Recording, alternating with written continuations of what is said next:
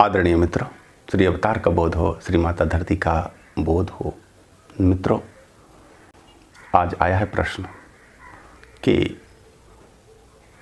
भगवान शिव ने गणेश जी के सिर को काट दिया था और फिर उस पर हाथी का सिर लगा दिया गया।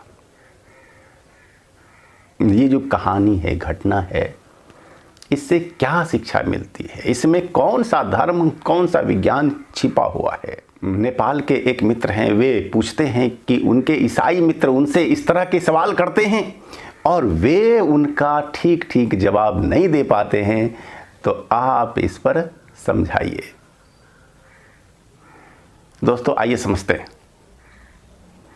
मैं धर्मदास उदासीन आपका धर्म बोध में स्वागत करता हूं।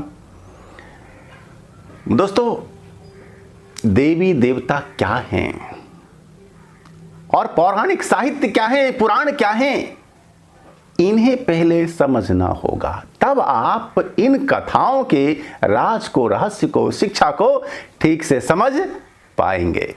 दोस्तों, मेरे वीडियो बने हुए हैं देवी देवताओं पर। देवी देवता क्या, कौन, कैसा, कहां, इस वीडियो को आप देख लें और यहां पर हम संक्षेप में आपको समझाएंगे देवी देवता हैं क्या। देवी देवता होते हैं अनेक तरह के, और यहां पर मैं मुख्य रूप से 3 प्रकार के देवी देवताओं की चर्चा कर रहा हूं। एक तात्विक होते हैं, तात्विक देवता। दूसरे सूक्ष्म देहधारी देवता। तीसरे होते हैं ऐतिहासिक देवता। और विस्तृत समझना है तो हमारे वीडियो को देखें आप। तो मित्रों, जो तात्विक देवता होते हैं वे संपूर्ण सृष्टि में समाई हुई शक्ति, ऊर्जा, तत्व रूप हैं, गुण रूप हैं। और सूक्ष्म देहधारी देवता सूक्ष्म लोक में निवास करने वाली वैसी आत्माएं जो हमेशा लोकहित में रत रहती हैं। और तीसरे होते हैं ऐतिहासिक देवता। ऐतिहासिक वैसा व्यक्तित्व जिसने अपना जीवन, अपना सर्वस्व लोक हितार्थ लगाया हो।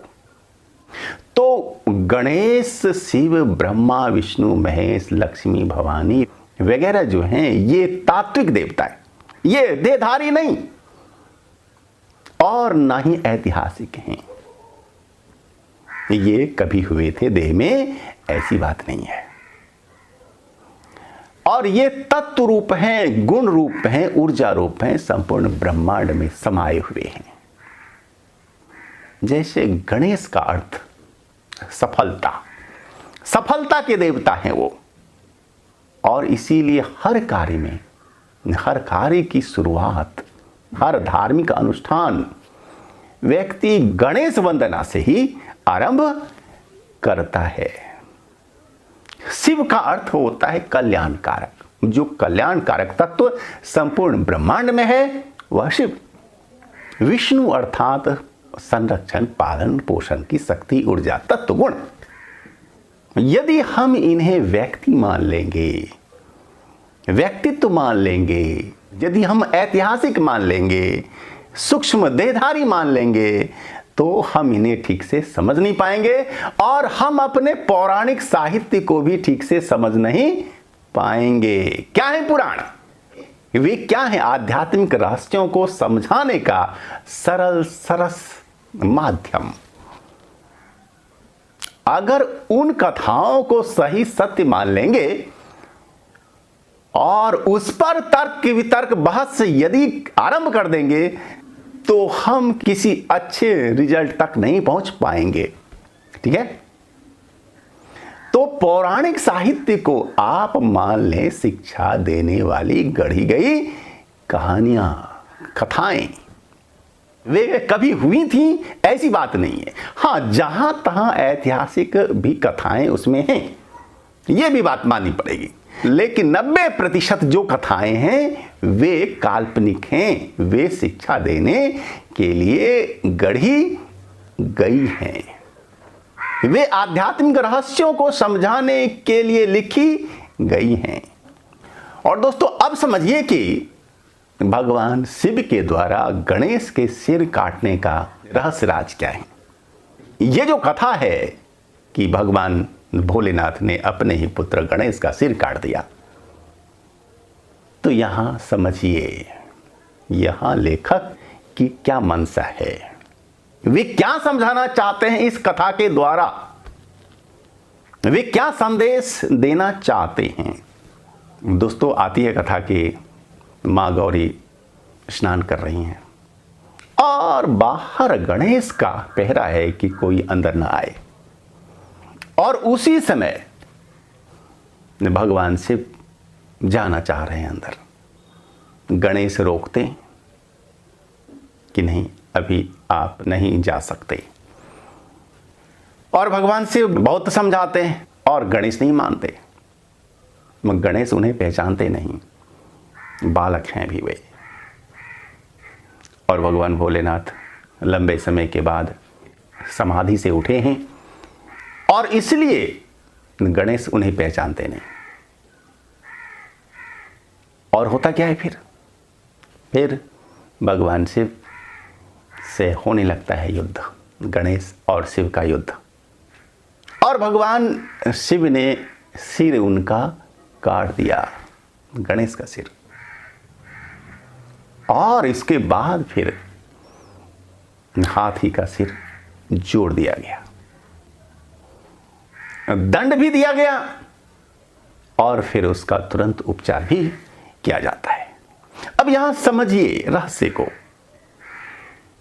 लेखक ये कहना चाहते हैं कि सबसे पहली गुरु है माता, और माता की आज्ञा का पालन हमारा परम कर्तव्य है। और गणेश ने वही किया जो मां ने आदेश दिया था कि कोई न अंदर आए। यह नहीं कहा था कि पिता को, शिव को अंदर आने देना, और इसलिए गणेश ने रोका और अपनी जान दे करके भी रोकना चाहा। और पिता ने सिर तो काट दिया, दंड तो दे दिया, दंड दिया अहंकार का, दंड दिया उद्दंडता का। हालांकि गणेश शिव को पहचानते नहीं थे, इसलिए उन्हें उद्दंड साथ साथ अहंकारी नहीं कहा जा सकता है। इसलिए कि यदि जान रहे होते तब वैसा करते तो फिर यहां पर यह कहना ठीक था। और दंड तो दिया पिता ने, लेकिन पिता के दंड में भी कल्याण का भाव है। अब हाथी का सिर लग गया। हाथी के सिर को देखिए, कान बड़े बड़े होते हैं, सूंड लंबी होती है, साथ ही दो तरह के दांत होते हैं। एक तो होते हैं दिखाने वाले दांत और दूसरे खाने वाले दांत। अब आप इन्हीं तीनों पर जरा विचार लीजिए।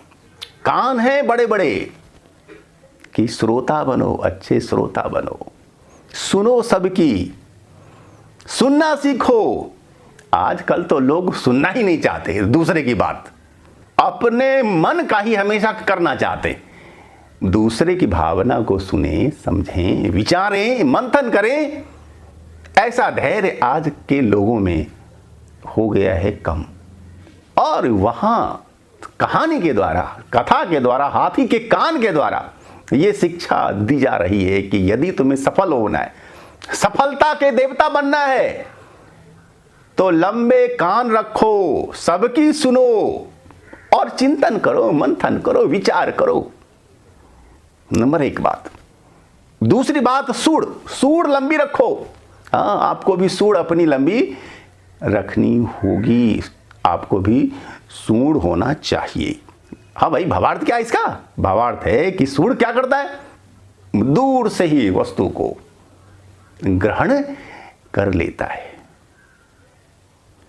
तो आप में वैसी क्षमता, योग्यता, पात्रता हो कि आप दूर से भी ज्ञान को, वस्तु को, तत्व को ग्रहण कर सकें।